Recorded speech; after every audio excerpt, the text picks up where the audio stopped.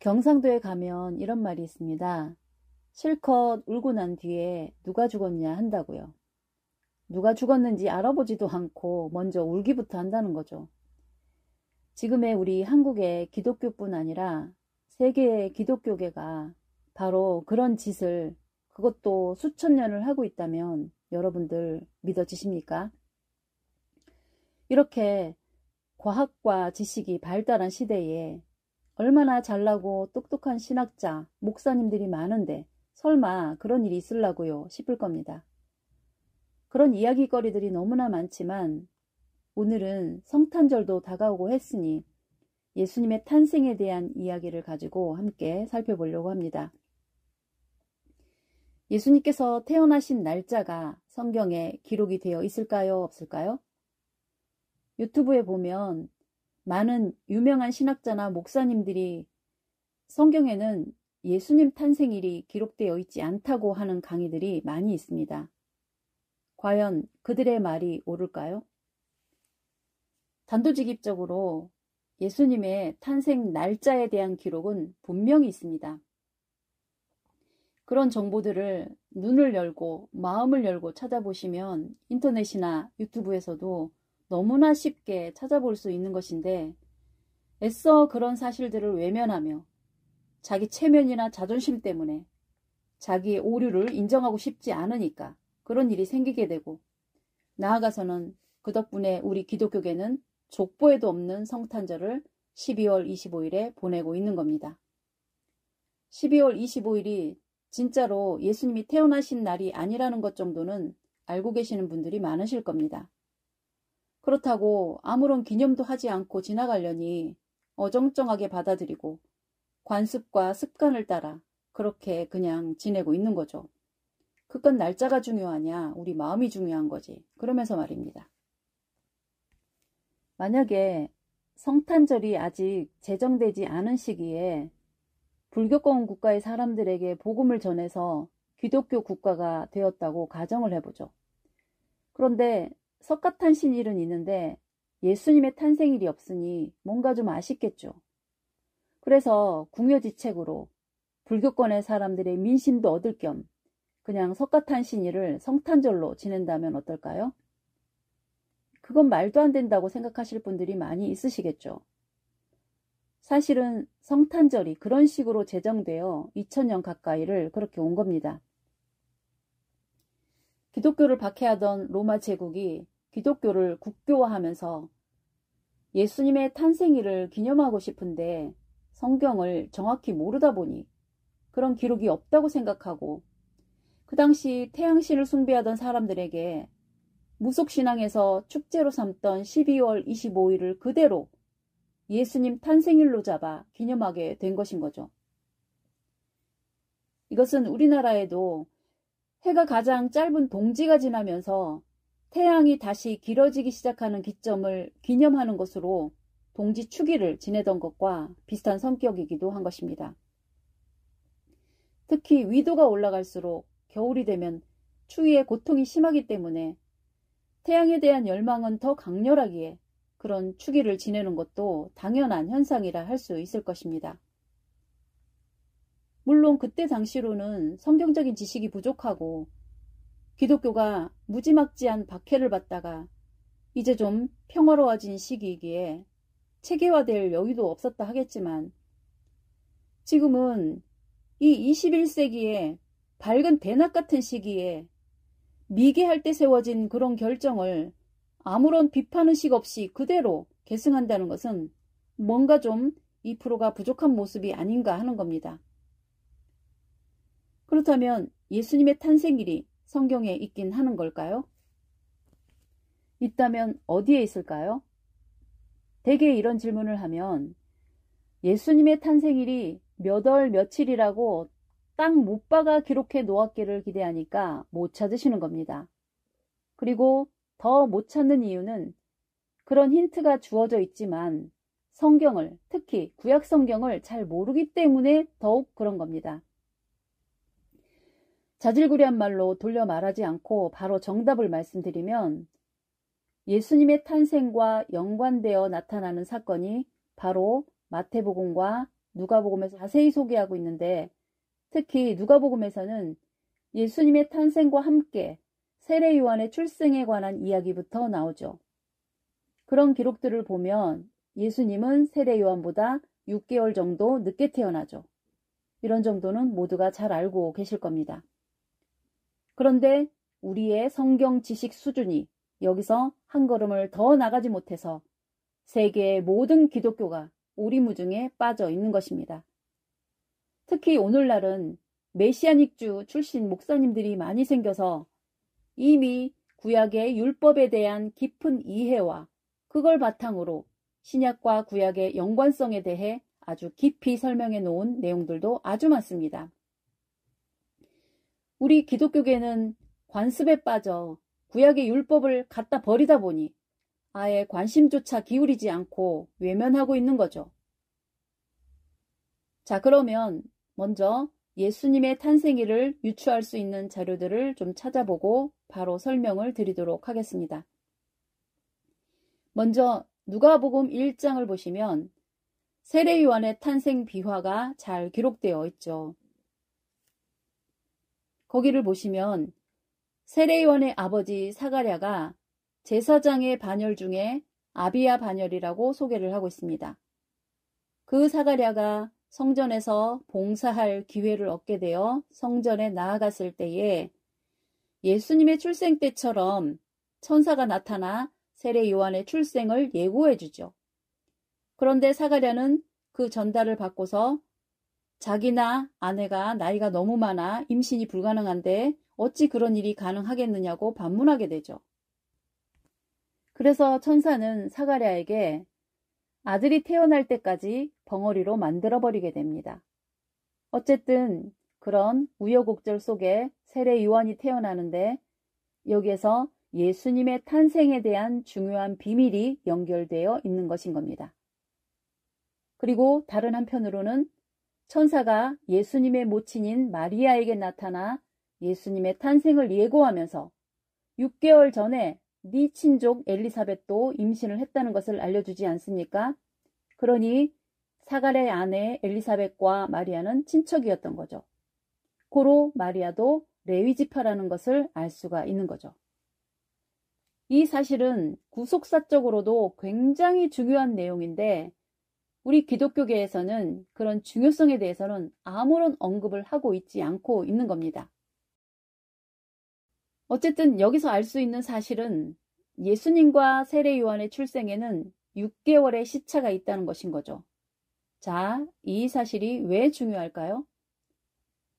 세례 요한의 아버지 사가랴는 오랜 전통을 자랑하는 레위인이요, 아론의 후손인 제사장 집안이기 때문에 역대상 24장에서부터 시작되고 있는 제사장들의 성전 봉사를 위해 24반열로 나누어 두었는데 그 당번 순번에 의하자면 8번째 순번인 아비야 반열이라 기록하고 있는 거죠. 그것을 이해하시려면 역대상 24장을 읽어보시면 좋겠습니다. 이것을 유대인이 쓰는 달력을 근거로 8번째 순번은 대개 8주나 10주 후에 당번이 되는 거죠. 1월부터라고 보면 약 3월이나 4월 정도가 됩니다. 그때 사가랴가 성전에서 천사를 만나 세례 요한의 출생을 예고받았으니 그 즈음에 임신을 했다고 본다면 그로부터 6개월 후에 예수님께서 잉태된 것이죠. 그러면 세례 요한이 3월 정도에 잉태를 했으면 그 다음 해 1월 정도가 출산일이 되는 거고 그로부터 6개월 정도 후에 예수님께서 탄생하신 것이니 약 7월 정도가 되는 겁니다. 유대인의 원력에 따르면 7월에는 율법적으로 아주 중요한 절기인 초막절이 있는 달인 거죠. 그러니 예수님은 초막절인 7월 15일 어간에 태어나신 것이 됩니다. 그것을 태양력으로 환산을 해보면 10월이나 11월 정도에 해당하는 것인 겁니다. 그러면 이스라엘의 우기인 겨울이 막 시작되기 직전인 상황인 거니까 그때는 양을 치는 목동들이 들판에서 야영을 하며 양을 칠 수 있는 계절인 거죠. 그래야 들판에서 목동들이 천사들에게 예수님의 출생을 예고받고 예수님을 찾아 경배했다는 말도 맞는 겁니다. 우리가 지금 지키는 12월이면 이미 이스라엘의 겨울인 우기에 접어들었기에 양치기들이 야외에서 야영을 할 수가 없는 지경이 되는 것이니까 앞뒤가 맞지 않게 되는 거죠. 이 정도면 예수님의 탄생이 정확히 몇 월 며칠인지까지는 아니어도 7월의 절기인 초막절 어간이라는 것은 충분히 짐작할 수 있지 않겠습니까? 그런데 오늘날 성도님들이 구약의 절기를 아는 분이 몇 분이나 되겠습니까? 목사님들조차도 잘 모르는 분이 많을 겁니다. 절기에 대한 자료는 저희 영상에서 자세히 소개해 놓은 내용이 있으니까 그것을 한번 깊이 살펴보시기를 권해드리겠습니다. 이처럼 명확하게 성경은 소개를 하고 있음에도 우리가 전혀 그런 내용을 짐작조차 하지 못하고 있는 것은 그것은 바로 율법을 갖다 버렸기 때문인 것입니다. 성경은 우리에게 뭐라고 가르치고 있습니까? 예수님께서는 율법을 폐하러 온 것이 아니고 율법을 완전케 하려 오셨다고 하셨죠. 그리고 그 율법의 1.1핵이라도 없어지지 아니하고 그대로 다 이룰 것이라고 하지 않았습니까? 그리고 호세아 선지자는 우리가 율법을 버렸기 때문에 하나님께서도 우리를 버린다고 하지 않았습니까? 이뿐만 아닙니다. 예수님의 탄생은 초막절과 관련이 있는 것이고 예수님의 십자가의 죽으심은 유월절에 맞추어 돌아가셨고 나아가서는 예수님의 부활은 첫 열매 한 단을 드리는 초실절이었습니다.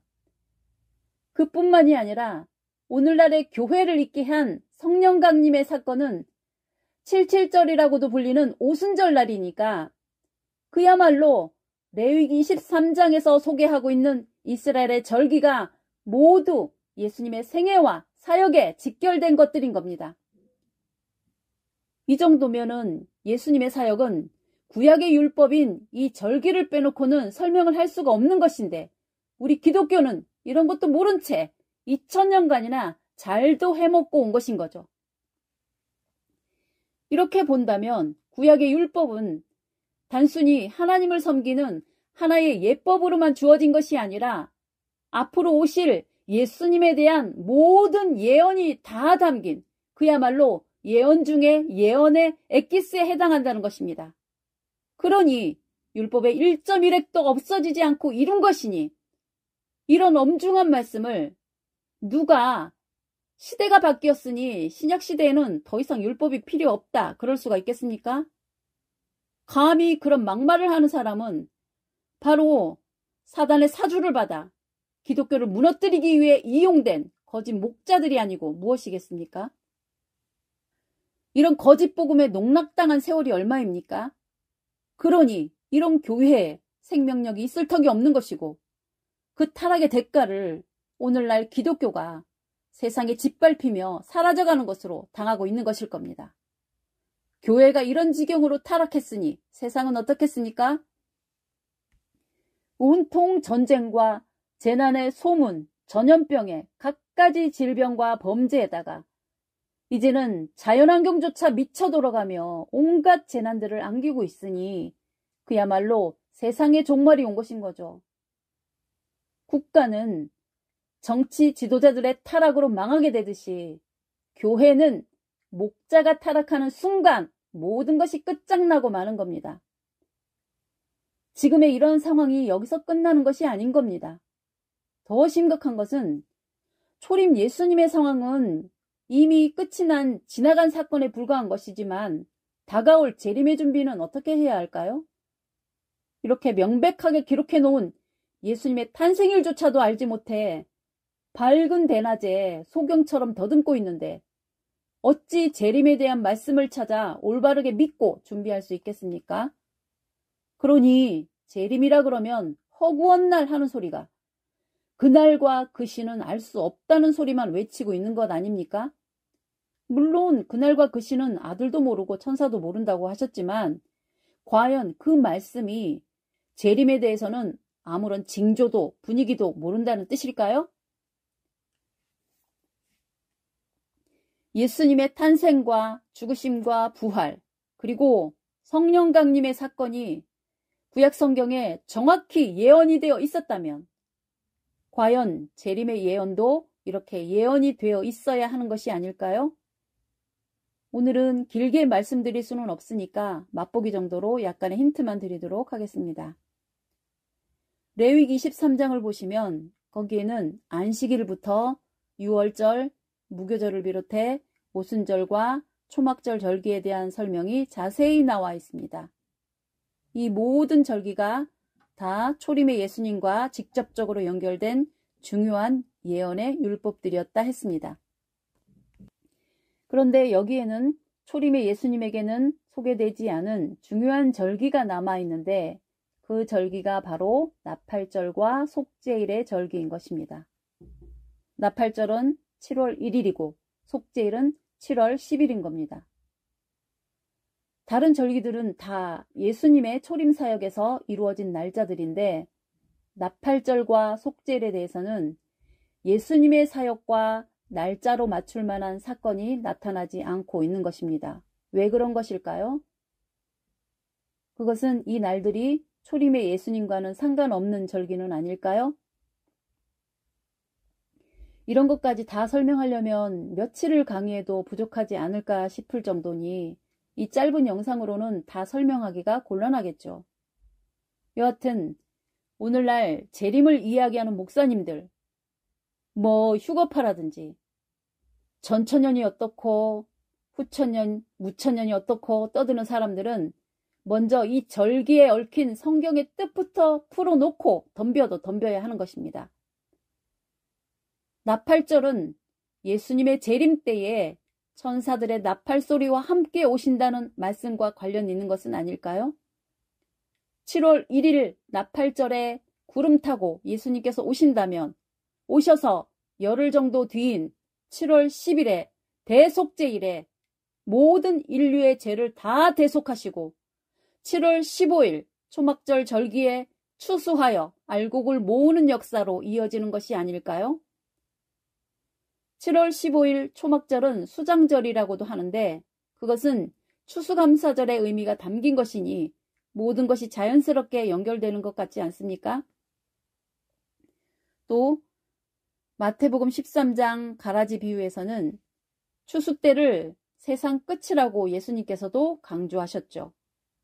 알곡 성도와 가라지 교인들을 가르는 심판의 계절이기도 한 것이니 이 모든 것이 다 하나의 의미로 연결이 되고 있는 것인 겁니다. 그렇다고 이 날짜들이 그냥 단 하루 만에 뭔가 모든 것이 다 이루어지고 끝난다는 말은 아니니까 오해는 하지 마시기 바랍니다. 초림의 예수님 때에도 6월절에 예수님 돌아가시고 초실절에 부활을 하시고 오순절에 성령이 강림했지만 그것으로 하루 만에 천지가 개벽을 하거나 거대한 세계적인 엄청난 사건이 나타난 것은 아니었으니까 말이죠. 그것은 단지 새 역사를 위한 첫걸음에 불과한 것이었던 겁니다. 마찬가지로 재림의 사건도 그렇게 보아야 할 것입니다. 아무리 새 역사를 펼쳐가신다 해도 결국은 진리의 말씀을 통해서 알려질 것이고 또 그것을 믿는 사람들을 통해 확장이 되는 것이니까 결국 진리를 받아들일 준비가 되지 못한 사람들은 여전히 구습에 찌들려 서기관 바리새인들처럼 거부를 하겠지요. 특히나 재림의 시대는 더더욱 세계적인 적그리스도의 세력들이 이 지구촌을 다 삼키게 될 것이기 때문에 그런 자들의 방해 또한 적지 않을 것이라고 봐야 할 것입니다. 예수님 때에는 단지 유대인만의 박해를 받았지만 오늘날은 그보다도 더 심각한 상황이 될 수도 있는 것입니다. 어쨌건 결론적으로 다시 말씀드리자면 성경을 모르면 배가 산으로 가는지 바다로 가는지 천국으로 가는지 지옥으로 가는지도 모르고 끌려가게 되는 것입니다. 평신도 분들이 성경을 이렇게 깊이 공부하기도 쉽지 않다고 하시겠지만 지금은 인터넷이고 유튜브고 할 것 없이 엄청난 정보들이 쏟아지고 있는 상황인데 돈 없이 값 없이 얼마든지 자료를 찾아볼 수 있는 시대가 아닙니까? 그리고 분명 하나님께서도 진리를 알리려고 사람을 통하여 역사하신다면 분명 이런 시대적인 문명의 기구들을 활용하여 전한다고 봐야 한다면 정말 진리에 목마른 사람들이라면 찾을 수 있는 그런 시대인 것입니다. 과거 예수님 때와는 달리 지금은 가만히 방 안에서 온 세계에서 벌어지는 일들, 그리고 최고의 정보들도 얼마든지 찾아볼 수 있는 시대이니 몰랐다는 핑계는 될 수 없는 그런 시대인 것입니다. 이렇게 나라도 어지럽고 먹고 살기도 쉽지 않은 시대라 할지라도 진리에 목마른 사람은 그런 현상에 마음을 분산시킬 여유가 없을 겁니다. 그렇게 찾고 구하고 목말라 하는 그런 사람은 분명 찾을 것이고 그런 사람이라야 진정한 선민이라 할 수 있을 것입니다. 영생의 말씀이 있사오매 어디로 가겠나이까 했던 제자들처럼 여러분들도 진리의 말씀을 찾아 마음에 담고 하나님의 진리의 인도를 받는 복된 인생이 되시기를 기원드리며 오늘 말씀을 마치겠습니다. 부디 성령이 교회들에게 하시는 말씀을 듣고 깨달으시는 여러분들 되시기를 기원하겠습니다. 감사합니다.